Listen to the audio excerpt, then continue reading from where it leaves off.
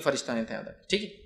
اب آئیے ان کے کھانے پینے کے بارے میں کچھ باتیں دیکھتے ہیں۔ تو کھانے کے تعلق سے جو روایت آتی ہے، صحیح بخاری صحیح مسلم متفق علیہ روایت ہے، جامع ترمذی میں کی روایت آتی ہے، آپ نے فرمایا اور کہا کہ صحابہ سے کہا کہ تم لوگ سوکھے گوبر سے اور جو ہے ہڈی سے استنجا نہ کرو، لیتھ جس کو بولتے ہیں، سوکھا گوبر، حلال جانوروں کا سوکھا گوبر، استنجا طہارت نہ کیا کرو، پیشاب پیخانے کا استعمال نہ کیا کرو۔ عرب علاقے میں پانی بہت کم ہوتا ہے تو استعمال کے لیے یا تو پتھر استعمال ہوتے یا تو پھر سوکھا لیت استعمال ہوتی تھی، تو کہا نہ کیا کرو۔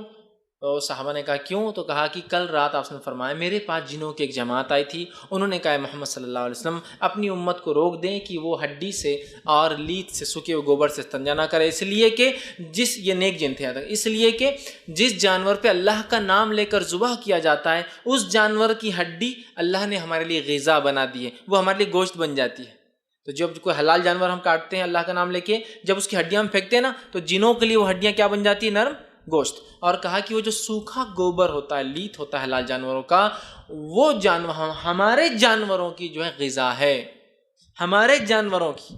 مطلب اس سے ایک بار اور پتہ چلے کہ جنوں کے بھی جانور ہے، کیسے ہیں؟ واللہ عالم، گائے ہے کیا، بھینس ہے کیا، ہیلا ہے، مجھے کچھ نہیں معلوم، واللہ عالم۔ بہت سے لوگ خیال آ رہے ہیں کرتے واللہ، اس لیے میں بالکل کہتے واللہ عالم، ہم نہیں جانتے، لیکن حدیث تو یہ بتا رہی ہے ان کے بھی اینیمل جانور ہے، اسی لیے تو حدیث میں کہ ہڈیاں ان کے لیے، مومن جنوں کے لیے گوشت، اور ہمارے حلال جانوروں کا لیت سکھا ہوا گوبر ان کے جانوروں کی غذا ہے، کھانا ہے۔ اب بہت سارے لوگ ہوتے ہیں ایسی ویسی حرکتیں کر لیتے ہیں، سمجھتے نہیں جو پھر بعد میں پریشان ہوتے ہیں۔ اب آپ سفر پہ گئے، لیت سے آپ نے استنجا کر لیا یا ہڈی سے استنجا کر لیا، پھر بول رہے وہ لپٹ گیا، اس کو چپک گیا، اس کو بیمار ہو گیا، پرے تو ہوں گے نا۔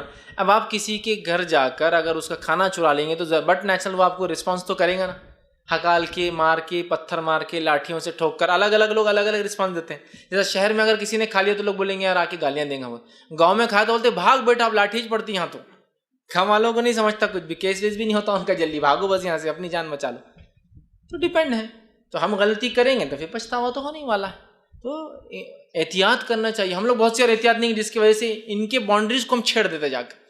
آپ سمجھیں حدیث سے فرمایا کہ سوراخ میں پیشاب نہ کیا کرو۔ ہمارے لوگوں کو تو بہت مزہ آتا ہے سوراخ اور ڈھونڈ ڈھونڈ کے پیشاب کرتے بچے ہمارے۔ سوراخ میں پیشاب نہ کیا کرو، ہو سکتا ہے اس میں تمہارا بھائی رہتا ہو۔ ہولس میں سوراخ پیشاب نہیں کرنا چاہیے کبھی۔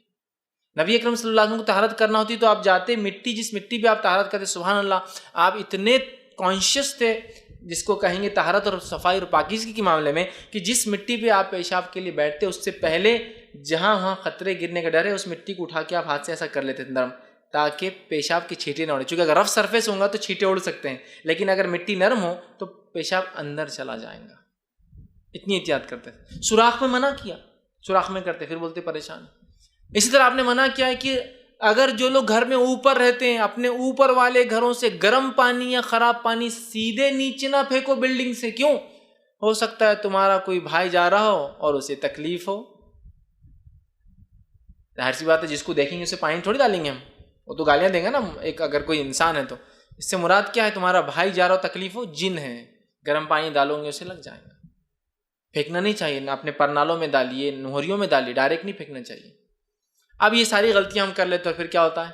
اور اس کو پیشاب کیا اور بورانچ ہو گیا، اس کو ایسا سا ہو گیا، بڈھا بن گیا، جھک کے چل رہا، حالانکہ جوان ہے، حرکت کچھ نہ کچھ ہوئی جس کی وجہ سے آپ نے ان کے باؤنڈریز کو چھیڑا، ان کے حدود کو چھیڑا۔ آپ اس کی باؤنڈریز کو چھیڑیں گے تو پھر وہ کیا کرتا ہے؟ آپ کے حدود میں گھستا ہے آ کر، پھر آپ بولتے ہیں لپٹ گیا، چپک گیا، فلاں ہو گیا، تو آپ کی غلطی ہے کہیں نہ کہیں۔ ہمیں احتیاط کرنا چاہیے، اس لیے کہ ان کی بھی ایک دنیا، اور نہیں لیکن اگر وہ مومن ہے پھر بھی ہم کو کر رہے، ہم تو ایمان والے رہتے۔ اگر آپ ایمان والے اور کسی ایمان والے کے کھیت میں جا کے اجاڑ دیے تو وہ بولتا رہے نہیں ایمان والا ہے، بیٹا اجاڑو اجاڑو اور کھیت اجاڑو، ایمان والے بھائی ہے نا، دونوں کرو کام۔ ہوتا ہے کیا؟